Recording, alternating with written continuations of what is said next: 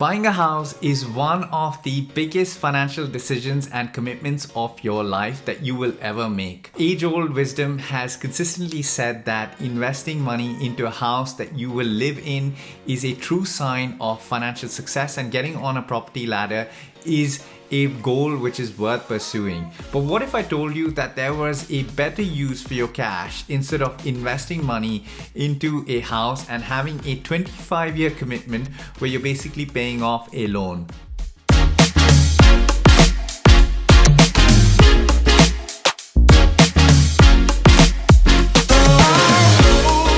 Hello and welcome to The Nimble Nomad. My name is Arjun and this is the channel where we talk about money and investing in the UK. So for the unacquainted, in the UK, buying a house is often compared to as the second most stressful thing that you will ever do in your life right after divorce.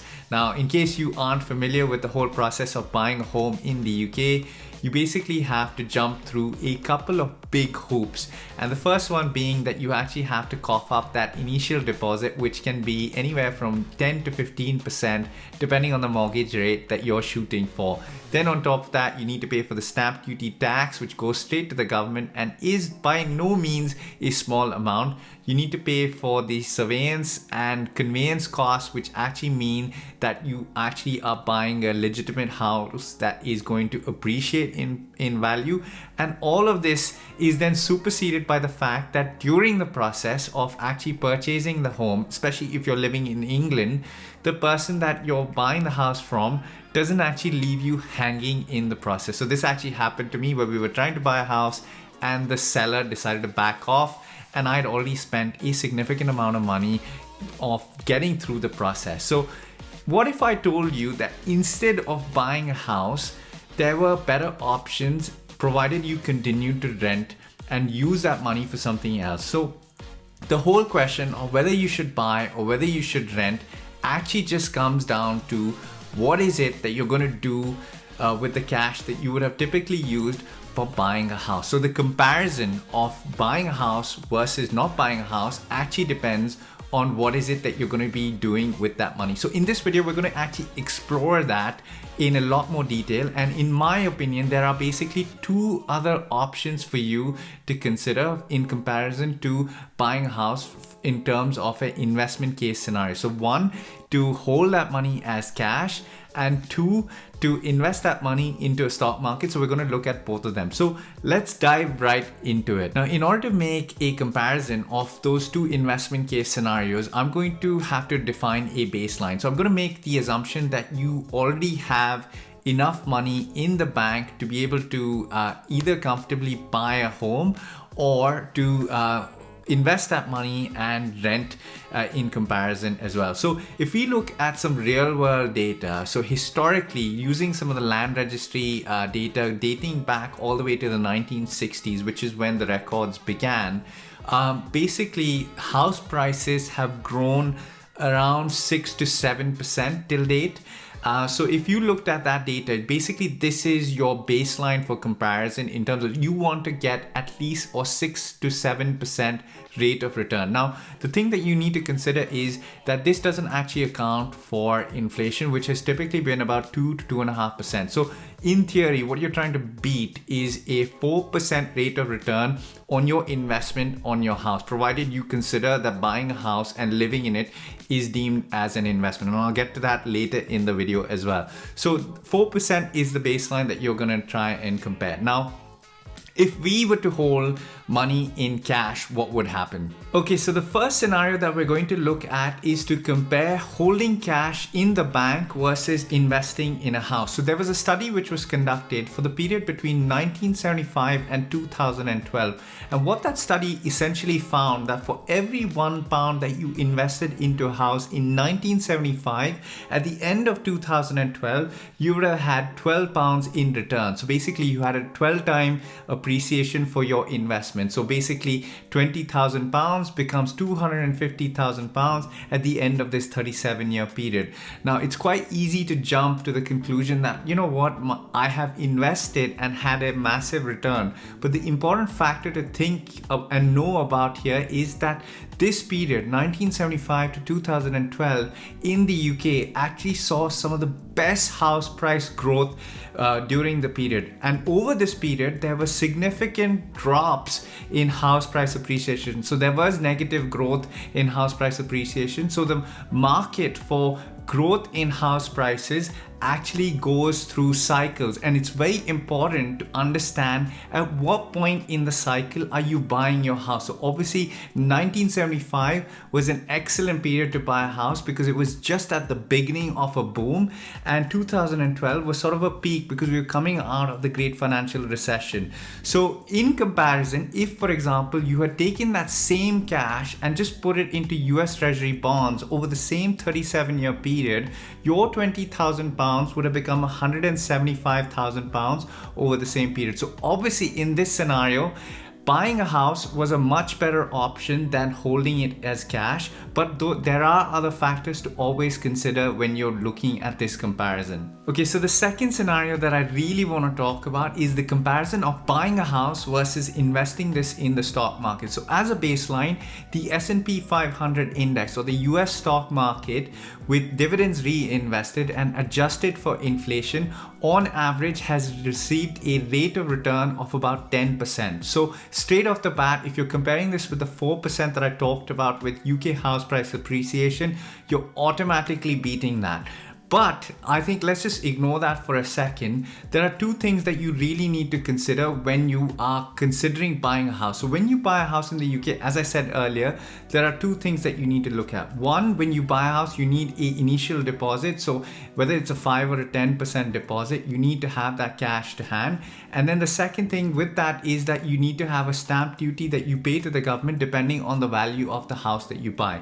Now, the other thing that you need to keep in mind is comparing investing in the stock market and renting versus owning a home means that your mortgage payments are going to actually be quite higher than compared to renting the same home. So let's say for the sake of argument, you probably have bought a home, your mortgage might be about £2,000, but that same house from a rental perspective might be about £1,200 to £1,500 per month. So comparing the difference between the two, if you're taking the difference and you're investing that in the stock market, what does that actually mean, and how would you end up faring over an extensive period of time during the duration of the 25 years that you own the home? So let's dive into the actual numbers for reference. So I have here on my screen basically an example where we're looking at buying a £500,000 house, and I've assumed that in both scenarios, whether you decide to buy or whether you decide to rent, you have the initial £50,000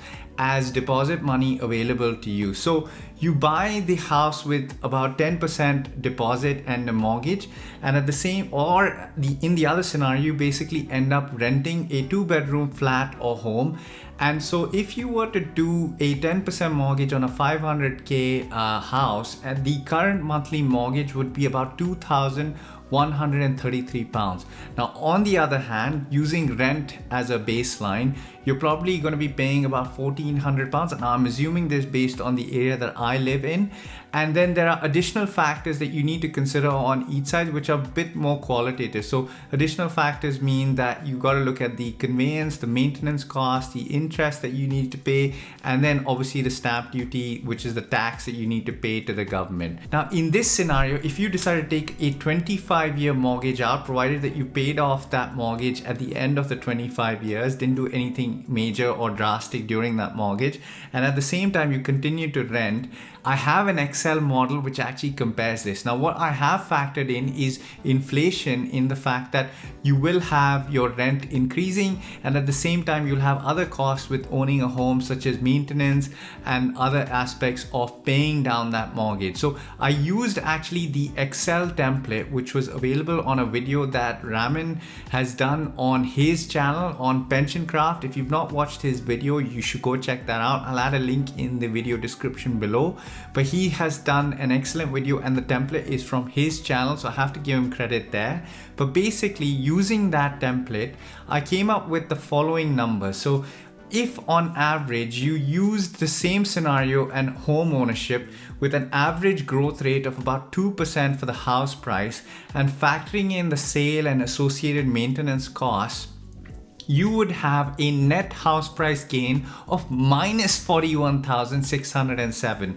But at the same time, if you took that difference, that £700 difference that I was talking about between renting, but you factored in inflation, in the fact that that £1,400 doesn't stay stagnant but keeps increasing in line with inflation at 2%, you would actually end up with a gain of about £62,000 with those investments, provided they're providing a rate of return of about 6% on an annualized growth perspective. Now, clearly in this scenario, investing money in the stock market was a better option. But there is another argument that people make, which is, well, technically, when I buy my house, that's an investment as well.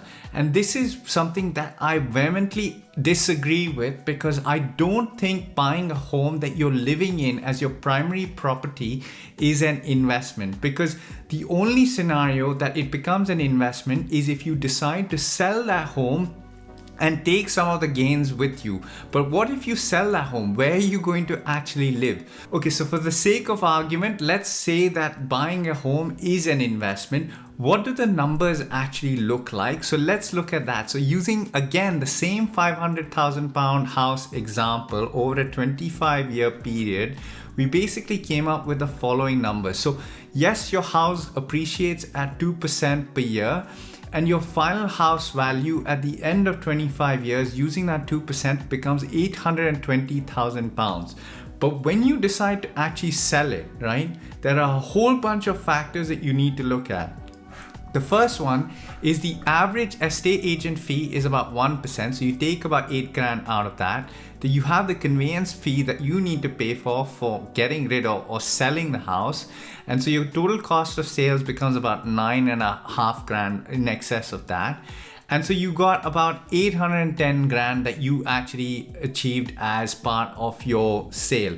But then what you have to factor in is the total maintenance cost, which if you add up all of those 25 years where you've had to maintain that property, and usually maintenance costs are at about 1% per year of the value of the property, which will increase in line with inflation. And then you have the interest repayments that you made on your mortgage, which was about 190k, and the total principal, the original 450 or 500k that you actually ended up paying on the house in addition to the deposit, means that you have a net actual loss of about 41,000, which is why the investment in the stock market actually makes sense. So in conclusion, ultimately buying a house is basically a lifestyle choice. Obviously in this video, I have presented a really mathematical version of buying a house and the pros and cons of benefits of buying a house versus investing or holding that money as cash. So the decision is quite dependent on your own personal circumstances. So personally for me, I don't think I'm actually ready to own a house, and I'm actually quite comfortable and happy living in rented accommodation for the time being. Maybe in the future when my family size becomes bigger or my personal circumstances change, I may choose to buy a home. But at the moment, I'm quite happy investing that money that I'm currently saving on, rather than owning a house, into the stock market so that I can build my own personal financial freedom plan, essentially. I hope this video helped you out, and if it did, please smash that like button and don't forget to subscribe. I shall see you in the next video. Goodbye.